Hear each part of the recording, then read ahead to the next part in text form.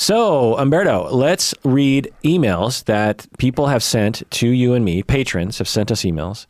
And let's try to answer them in a way that is satisfying to both them, us, and the listeners. What do you say? That's always a good plan. This is the Psychology in Seattle podcast. I'm your host, Dr. Kirk Honda. I'm a therapist and a professor. My name is Humberto Castañeda, and I develop inkless pens. So, anonymous patron here says, I have a broad question to ask. It's about virginity. Whoa. I lost my virginity pretty late in life at 26. And for a good percentage of my early 20s, I hated myself for being a virgin. Oh. I felt gross, ugly, and awkward. I put women on a pedestal, and I felt completely undesirable sexually. A lot of this had to do with the fact that I would obsessively Google things like the effects of being a virgin late in life. Oh. And I would read articles by psychologists and sex therapists who would argue things like the following. Women can't trust male virgins because men are expected to lead.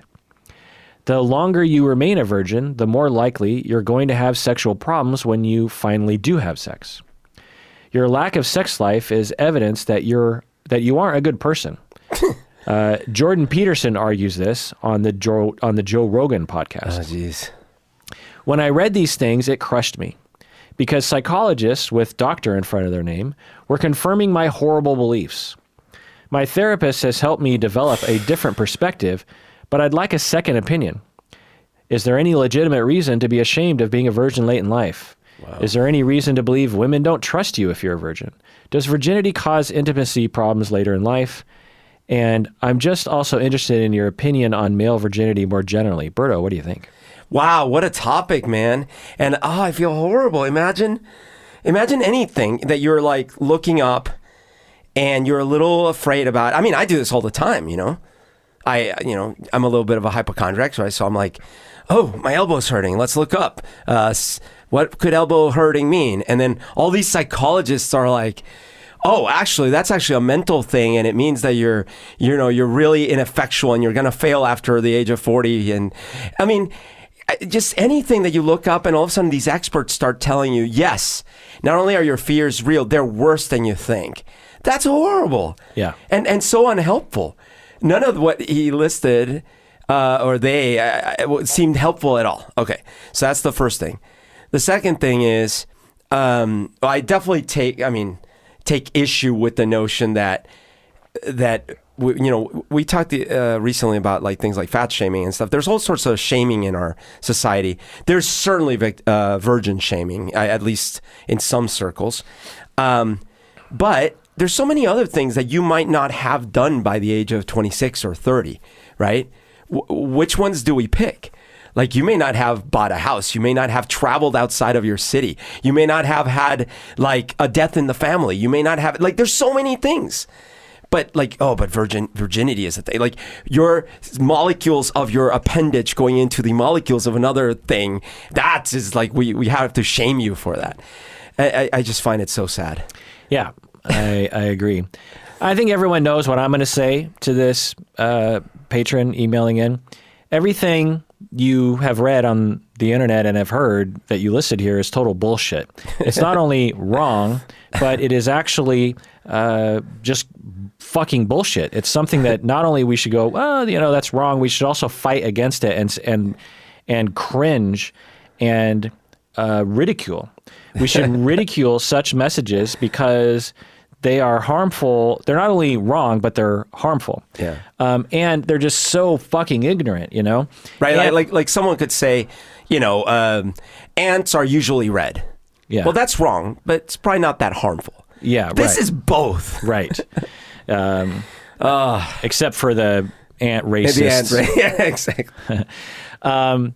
And at first, when I read your email, Anonymous Patron, you're like, psychologists and sex therapists argue these things.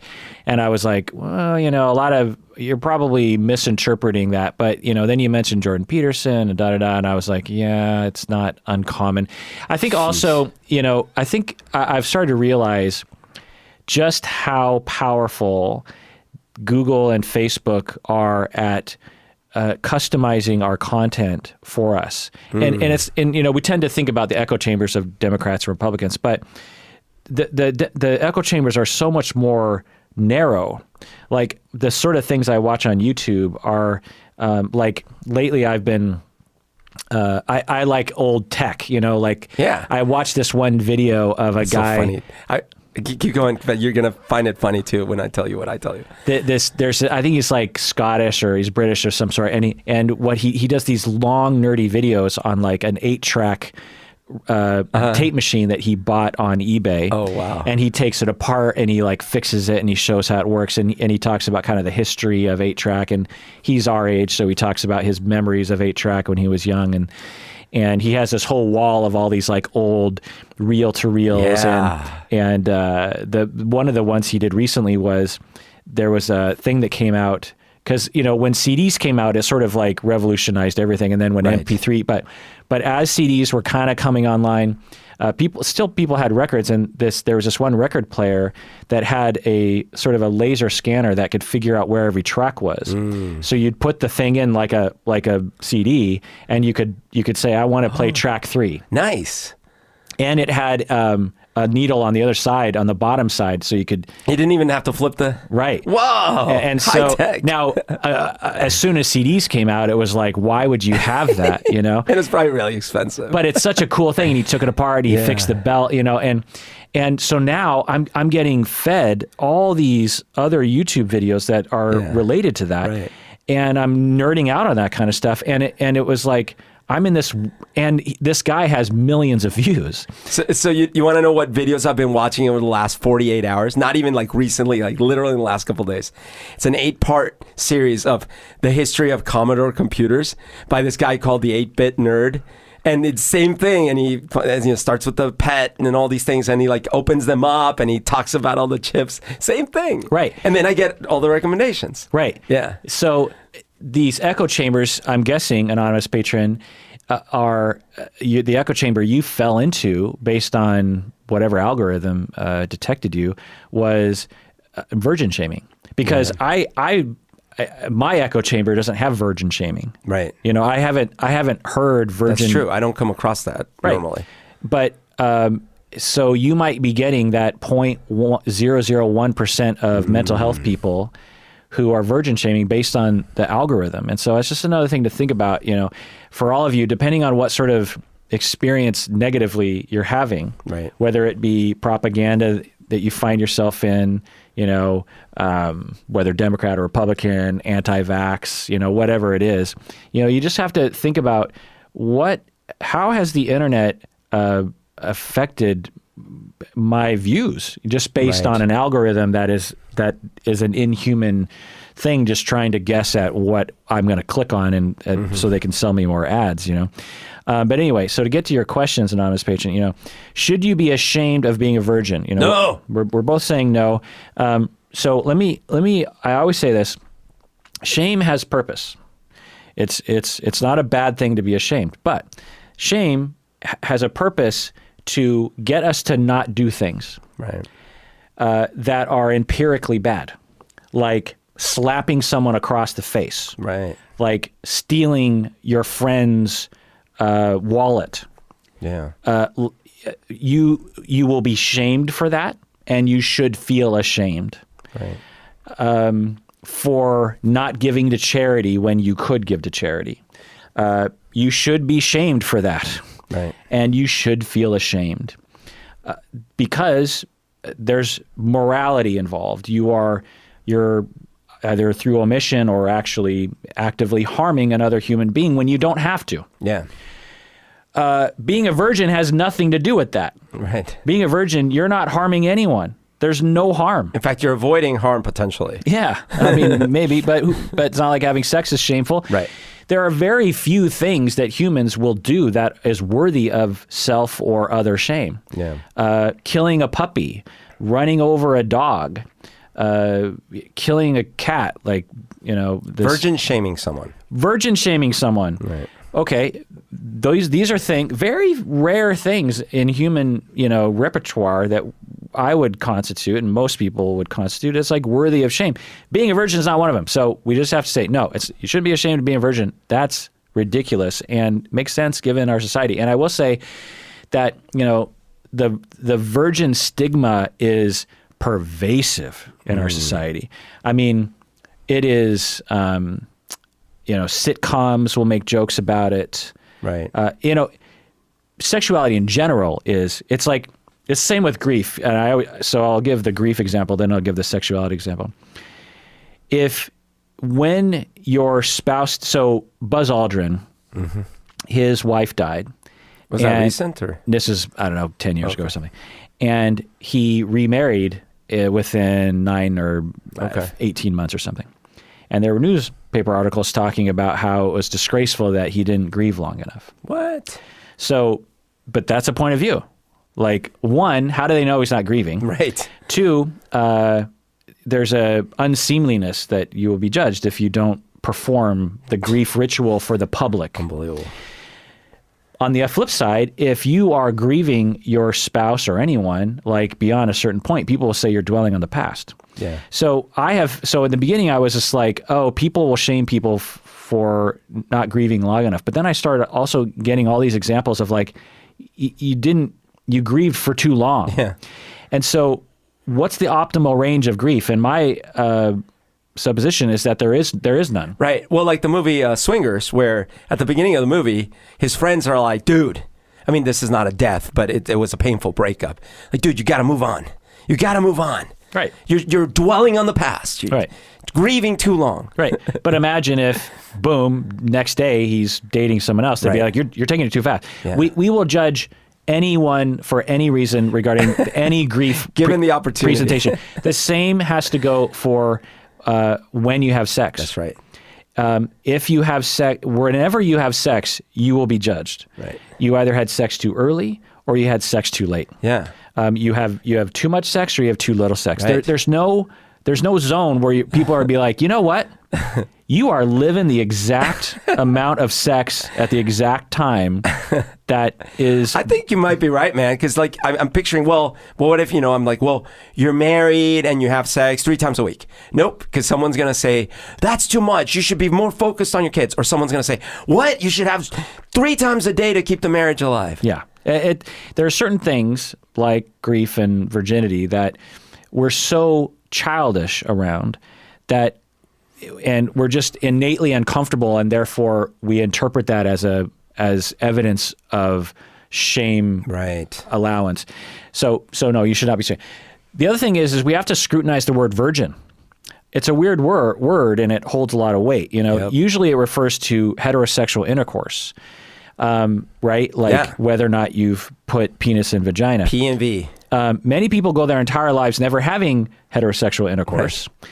And they're perfectly happy, well-rounded, likable people. Right. Lesbians, for example, who didn't have a weird phase in college, have never had heterosexual intercourse, and they're perfectly happy and fine, and there's nothing ashamed. So, and they're technically, I guess, still a virgin by that definition. Right. So, what's the big deal? Same with gay guys, right? Right. Same exactly. thing. Right, exactly. So, it's a massive social construct that virgins are losers, that somehow, again, putting these molecules in another set of molecules, somehow like you've crossed the Rubicon. And what if you wore a condom? You didn't even make full contact, dude. So the other thing is, let's say you meet your soulmate out there, anonymous patron, but for whatever reason, you can't have P&V sex. There's a functional problem, a structural problem, trauma problem, or whatever. It's just, or you're paralyzed from the waist down or something. Does that mean that you have to leave each other? Does that mean you don't have a real relationship? Does that mean you're not a real adult? Does this mean you're not a real man for the rest of your life? It's completely stupid.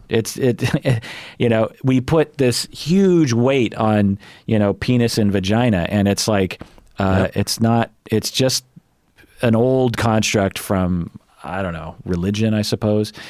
The other thing, you ask is, women can't trust male virgins because men are expected to lead. Berto, what do you think about that one? Well, so is it societally, like historically a thing where like men are the leaders? Yes. Unfortunately, that seems to be the case in a lot of our modern, especially Western parts. Now, does that mean women don't trust? I have no data on that. I don't know. I don't know if there's any validity to that. Yeah, I doubt it, but yeah, this makes no sense. Now, can an individual woman have a belief based on stigma and propaganda that a virgin is a bad mate because he can't lead? Sure, but you don't need that person in your life, and you don't want to date someone like that. So it makes no sense. I imagine most women are like, no, that's not what I would worry about when I'm dating someone. I'm not like, I really hope he can lead me. You know what I mean? And again, you go on the internet, you'll see especially from MGTOW, incel, pickup artist community, conservatives, rhetoric around men are born to lead and they need to lead, and women expect them. And certainly some women are looking for that. That's the sort of thing they're looking for. But one, being a virgin doesn't mean you can't be dominant and a leader, right? Right. Two, many women really don't, so it's a simplistic way of looking at heterosexual relationships. Let me give an example. In my marriage, when it comes to travel, me and Stacy, I lead. For whatever reason, we've just landed on that configuration, and she's fine with it, and I'm fine with it. Right. But that's just because you're not a travel virgin. Yeah. Well, I am a virgin. So I lead in that. I buy all the tickets. I make all the plans. Right. I direct where we go. I say we're going to do this then, and she's perfectly happy. She'll chime in, and I'll ask her for sure. Right. But she's more of just like a mellow person, where I'm much more kind of picky about what I want to do. When it comes to dog related things, our dog, Obi-Wan Kenobi, she leads. She dictates the food, the training program, his bed, right. When he goes for a walk, the poop, the pee. When he scratches your face. Yeah. She's in charge, and I'm cool with that. When it comes to cat-related things, I lead. When it comes to podcast marketing, she leads. Right. So what does it mean to say that men have to lead, Yeah.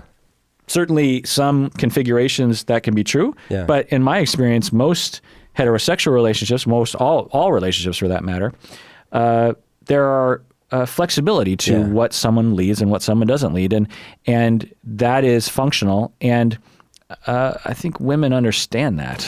I wonder, I feel like this is getting to a related but slightly different thing, because I smell the Jordan Peterson doctrine in here, and not just from him, but this idea of hey man, traditional.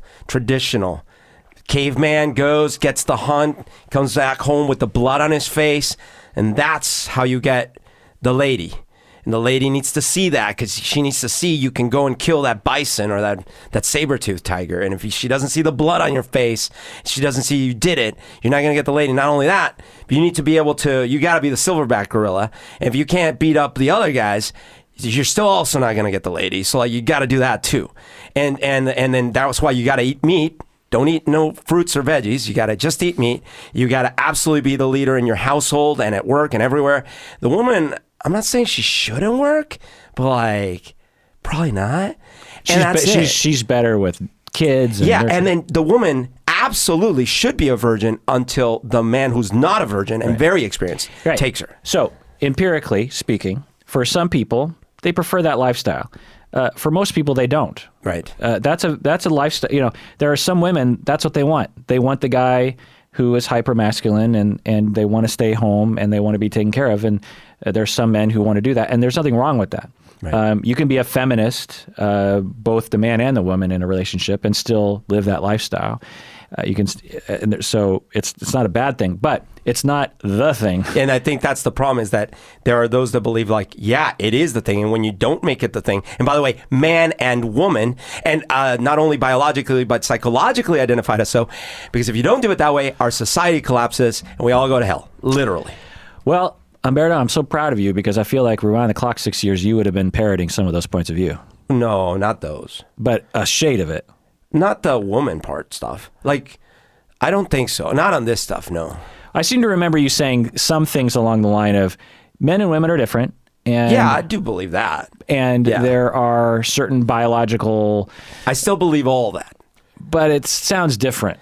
Well, I certainly, I mean, I do believe and would probably still contend, but I don't have the evidence, that there are genetic factors that are not easy to overcome just from social factors. But I've also argued before that even the ones that are social factors, they've been passed down so repeatedly, that like they almost mimic genetic factors. And that therefore, when you actually say, well, no, every woman in this class should do the same number of pull-ups and non-knee push-ups as every boy, that's ridiculous. But that's not the same as saying, and therefore, every man needs to be the leader and the woman needs to stay at home and blah, blah, blah. Like, I've never made that chasm jump. Great. You also ask, anonymous patron, you wonder if women will trust you because you're a virgin. You're like, can I be... Trust. Am I or will people not trust me because I'm a virgin? Berto, what do you think of that? I don't see the connection. Like what? Like, wait, what?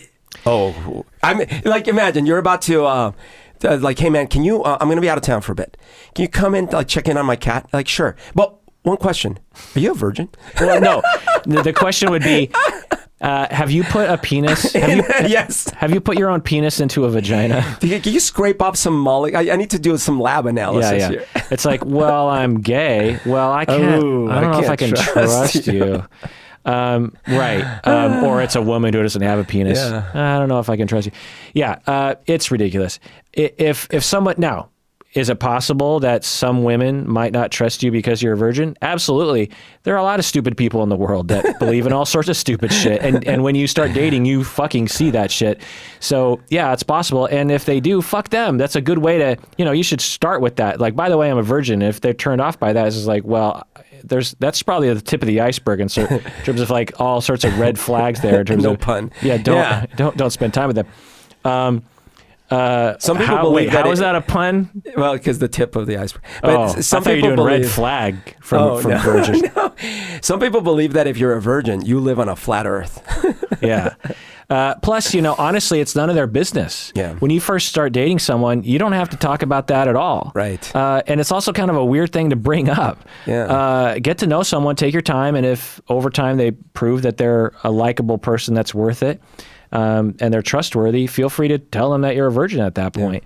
Yeah. You could even wait until after you have sex to tell them you're a virgin. By the way, I was a virgin. Yeah, by the way, that 3 weeks ago, that was my first time. It's not anyone's fucking business. Yeah. Or tell them right away. It's up to you. It's you also ask here, does virginity cause intimacy problems? Berto, what do you think?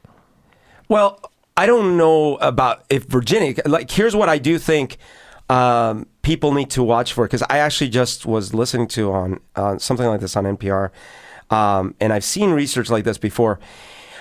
Things like compulsively watching pornography, potentially, and I don't know if this is true for females, but potentially, if males sort of start associating certain kinds of pornography with the way they masturbate and how they pleasure themselves constantly, it can actually lead to them having some difficulty. Just stuff like asterisk, it absolutely can affect women. Why wouldn't it? Yeah, and some women in the exact same way can have a hard time being aroused by in-person sex, and might even have a hard time orgasming because of certain things that they do when they're masturbating, in the exact same way that it can affect them. So it's more and why wouldn't it? Yeah. So it's more like, for me, the only thing I would say is, this is true whether you're a virgin or not, is the point, is that if you want to have successful intimacy with humans, you need to spend time trying to have successful intimacy with humans, be it sex, be it talking to them, being whatever, not only staring at a screen and dealing with yourself by yourself. Yeah. So you ask, does virginity cause intimacy problems? I don't really know what you mean by intimacy problems. It's possible you mean erectile dysfunction. So I'll answer the question, is being a virgin a risk factor for erectile dysfunction? Possibly. But in my experience, the correlation is quite small. I'm guessing the vast majority of people who wait until their 20s to have sex are well within the normal range of erectile dysfunction rates. There are many different risk factors or causes of arousal issues for all genders. Anxiety, trauma, depression, medication, not being in a trusting relationship, and having sex for the first time, even if you've had sex 1,000 times, is potentially anxiety provoking for most people. It is. I mean, you don't know the person. You might not know them very well, or you might be worried that you're going to perform badly, or you're going to fart in the middle of sex or something. Sure. And that anxiety for all genders is going to interfere with arousal. And for people with penises, it might interfere with erectile dysfunction. But, that's normal. That's all the time. The vast majority of people, the sex at the 50th time you have sex is better than the first 10 times with one particular person. Right. So this notion of just like, am I going to have problems with sex because I was a virgin? It's like, well, everyone has problems with sex when they first meet someone. Right. They don't talk about it. It's not something that men have beers over and go like, oh, by the way, I bagged a babe, and boy, was it fucking awkward. Yeah. I was terrified. I only got it up like for 3 minutes. It went down, and it took me a while to kind of get back up. I thought I was ready to go, then I wasn't. And she was cool about it, but I could kind of tell that she, Right. And that's not what people talk about. Is that your bar voice? By the way, I love it. It's a little bit of a Southern thing in there. Yeah. The other thing here, you say intimacy problems. It's also possible that you mean bad at sex. Just like. Does virginity cause being bad at sex, like intimacy problems? Same, sure. The first few times might be awkward, but it's awkward for everyone. Yeah, I think that's the key is that, of course, if you've never actually done anything in life, something, whatever you pick, the first few times, you're not going to be as good as you get as you practice. That's just a true thing in general. There's this notion on virginity that I think is hidden in your language, Anonymous Patron, that has been downloaded to you from propaganda, that men and their penises are, when they're having sex with someone, they're sort of on the grand stage. Mm-hmm. It's not just on a stage in front of one person. You're sort of like on your masculinity is on display for the person and everyone they know. You're performing for the world. And maybe even practically for everyone that they're going to gossip to after the date. And so you have to be the perfect, Adonis. I see. With the perfect penis and the perfect arousal and the perfect way, and everything's got to look right. And that notion is, one, silly, and two, completely counter to arousal. Right. And also completely counter to what your partner wants. What your partner wants is for you. So what I've actually talked with a lot of young people about this, and young in their 20s. And there's just a few keys to having good sex. And the internet doesn't talk about, or at least the internet doesn't imply this. The main thing you want to do. Meth. Absolutely. Rock hard. The main thing you want to do is you want to pay attention to just two things. One is what you want and how you're feeling. Mm-hmm. And the other one is what the other person wants and how they're feeling. Crazy. That's all, yeah. It's mind-blowing. Okay. Don't worry about performing well or what someone's going to say about you after, or how you're comparing to past partners, or if your boner is going to last. How are you feeling? Yeah. What do you want out of that encounter? And how is the other person feeling? And what are you intuiting they want? And better yet, ask them what they want. What do you like to do? That is good sex. Yeah. And if that involves occasional, droopy dick issues, then that is fine. Because in that moment, that's what your body's doing. Yeah. And if you're nice and kind and you pick a good partner, she's going to be like totally fine with Slap that droopy dick on my elbow. Love it. That's what I want, you know? And in all likelihood, if you do that, there will be, only occasional droopy dick issues. And I will say, be careful because droopy dick on elbow can be painful. Elbows are surprisingly hard. And also, lastly, people, stop relying on the internet to give you information about things about culture and about health because it's fucking bullshit, you know? Yeah. Especially YouTube and these kinds of places. Yeah, I mean, don't listen to people talking randomly on some podcast or YouTube channel, telling you what to do. Along those lines, let's take a break. When we get back, let's actually, you know what? Let's make the rest of this episode just for patrons only. Oh. So we're going to answer more patron emails, but only for patrons. So if you want to hear the rest of this episode, you have to become a patron of the podcast. It's the good old droop and switch. So go to patreon.com, become a patron of this podcast to get access to the rest of this episode and hundreds of other episodes that are our best episodes. Deep dives on personality disorders and other kinds of things that I believe are really high quality educational products. And so go to patreon.com, become a patron, do it now. Because you have to do it. If- and if you don't do it, I'm going to personally come and give you a tour, a guided tour through all the reasons why you're a bad person. You should be shamed.